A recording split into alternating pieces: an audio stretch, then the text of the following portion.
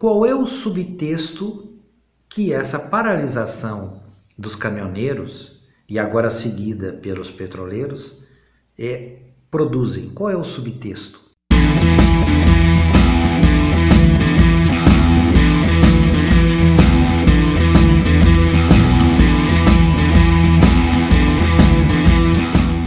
São muitas perguntas que todos estão fazendo em relação à gasolina, ao óleo diesel, ao petróleo em geral. Por que o Brasil exporta combustível, no caso gasolina, a um preço inferior do que é vendido aqui? Por que o Brasil tem petróleo e não é o suficiente? Por que o Brasil compra petróleo no exterior?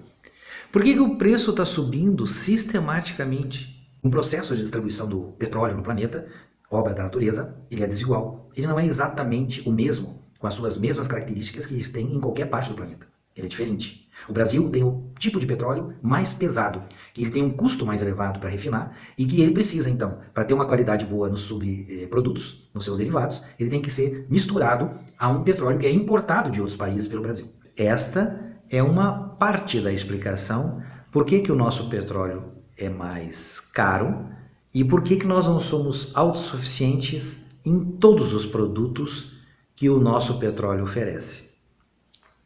No entanto, isso não explica por que o preço do combustível hoje no Brasil é tão caro, ele não explica completamente. E qual é o subtexto que está nesta paralisação dos caminhoneiros? Tudo bem, o texto e o contexto é de que o combustível está caro, verdade? O texto e o contexto é de que os caminhoneiros são aqueles que sofrem primeiro o custo elevado do combustível, mas não são os únicos. Todos nós sofremos o custo do combustível que está embutido em todas as atividades que existem no planeta. Assim como no Brasil, os demais países também aplicam o custo do combustível na produção de todos os produtos e serviços. Logo, se esse meio, se esse insumo na produção de todos os produtos e serviços do Brasil é caro, os nossos produtos e serviços serão caros. Portanto, o caminhoneiro recebe o primeiro impacto, mas todos nós brasileiros recebemos o impacto do preço do combustível. Portanto, o que está nas entrelinhas deste processo todo, iniciado pelos caminhoneiros, nós temos problemas de duas naturezas diferentes. O primeiro é a carga tributária que incide sobre o combustível e as razões pelas quais são elevados. E o segundo problema é a política de preços aplicada ao combustível. O preço do combustível nem sempre foi deste jeito. Hoje, ele acompanha o valor dos mercados internacionais. Toda vez que sobe, o combustível nosso sobe porque nós temos que importar petróleo dos demais países. Portanto, quando o valor do mercado internacional fica mais alto, automaticamente o preço do combustível sobe. Mas essa política não vigorou sempre assim. Essa política ela foi diferente até alguns anos atrás. No governo Dilma, nós segurávamos o preço da gasolina, às vezes, sob pena de reduzir a margem de lucros da Petrobras, para não subindo a gasolina, os setores que utilizam do combustível, ou do diesel, precisam do combustível, não aumentem seus custos e mantenham empregos, gerem mais empregos, paguem impostos. Com isso, às vezes você diminui o lucro da Petrobras, mas aumenta a arrecadação de impostos. Às vezes, você diminui o lucro da Petrobras, mas você consegue manter empregos. Era a política do preço estável do combustível. Então, a Petrobras tinha uma taxa de lucro inferior à que ela tem hoje. Quem reclamava por isso eram os acionistas. Os acionistas reclamavam de que o seu investimento na Petrobras, as ações que eles compravam, valorizavam um pouco porque a taxa de lucro da Petrobras era menor. Porque existem acionistas que investem na Petrobras e com a política econômica que tanto Lula como Dilma praticavam, os acionistas, os ricos que aplicavam na Bolsa de Valores, ganhavam menos. Quem ganhava com isso?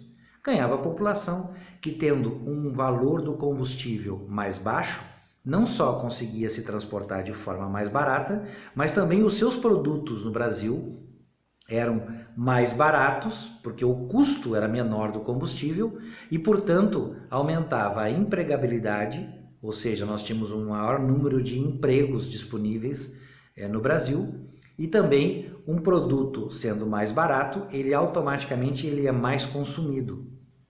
Portanto, significa que a política aplicada no passado em relação ao combustível garantia um jeito de desenvolver o país mais barato. Garantia a possibilidade de um produto mais barato e um serviço em conta. Logo, nós temos aí a aplicação de uma política que favorecia o desenvolvimento do país, porque o preço do combustível estava estabilizado. Com o Temer no governo, o que ele coloca? O combustível vai subir de acordo com a variação do mercado. Ou seja, a Petrobras tem que dar lucro. Tá aí, tá dando lucro. No momento que o governo alterou essa política para acompanhar os preços do exterior do petróleo, o petróleo começou a subir. Nós tivemos, nos últimos 2 anos, 229 aumentos no preço do combustível. Por quê? Porque o petróleo subiu nos mercados internacionais.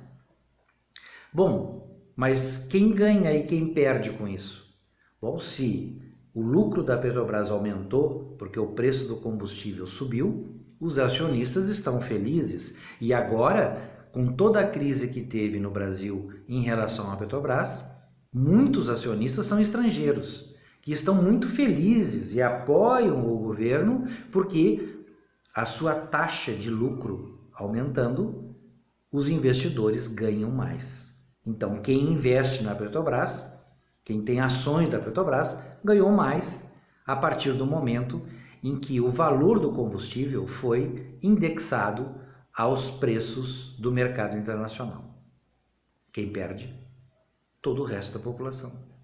Porque o combustível sendo mais caro, o produto é mais caro, o serviço é mais caro em todos os níveis. E nós acabamos pagando muito mais porque quem produz aplica também essa reposição, essa reconstituição no seu preço do valor que ele gastou no combustível, que agora é maior. A Petrobras deixa de ser um instrumento de desenvolvimento econômico, deixa de ser um instrumento de geração de emprego e renda, passa a ser uma empresa que tem como prioridade não o bem-estar do povo brasileiro, mas aumentar seus lucros. E para aumentar seus lucros, ela aumenta o preço do produto que ela vende. Mas fica só nisso? Não. Tem muito mais nisso. O combustível é taxado não só do ponto de vista federal, como do ponto de vista estadual. E ele é taxado a partir do quê? A partir da venda e da produção. Na venda, nós temos o ICMS. Aqui no Rio Grande do Sul, é um verdadeiro absurdo o valor percentual que nós pagamos em ICMS. É quase 1/3 do produto, é quase 1/3 do valor da gasolina, é só em um tipo de imposto, ICMS. Além disso, tem também o imposto pago na produção, o imposto pago na origem. E outra coisa, o governo agora está cobrando impostos sobre o combustível, PIS e COFINS, antes não cobrava. E por que se aplica tanto imposto no combustível? Bom, isso é uma escolha governamental. O combustível, por ter apenas um fornecedor, ele pode ser isento de sonegação, porque se controla apenas um fornecedor. E o ICMS, ele tem a possibilidade de maior controle sobre a sonegação. Então se aplica um percentual elevado à gasolina. No caso do Rio Grande do Sul, é o segundo ou primeiro maior imposto ICMS aplicado ao combustível. Então nós temos aí 2 grandes problemas. O primeiro é a política de favorecimento dos grandes investidores da Petrobras. E o segundo é a política tributária. E este é o subtexto. Aqui está o subtexto.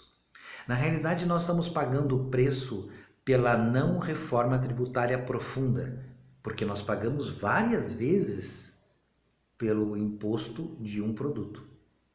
Nós pagamos na origem e nós pagamos na compra. Nós pagamos duas vezes, nós estamos sendo bitributados em vários elementos da produção. E também porque a distribuição desse imposto ela é caótica, ela é injusta porque é cobrado de quem recebe pouco, muitos serviços, e de quem recebe muito, poucos serviços. Então, não há justiça tributária, e é isto que está no subtexto. Ou seja, a grande reivindicação para baixar o custo não é só para baixar o custo, é também para que o Brasil faça a sua nova política tributária, que não fez. E à medida que atrasa a mudança na política tributária, todos nós pagamos o preço. E é por isso que a política é tão importante. Porque se nós não definirmos pessoas que sejam capazes de enfrentar o problema tributário, nós pagamos o pato todos os dias. Pensa nisso.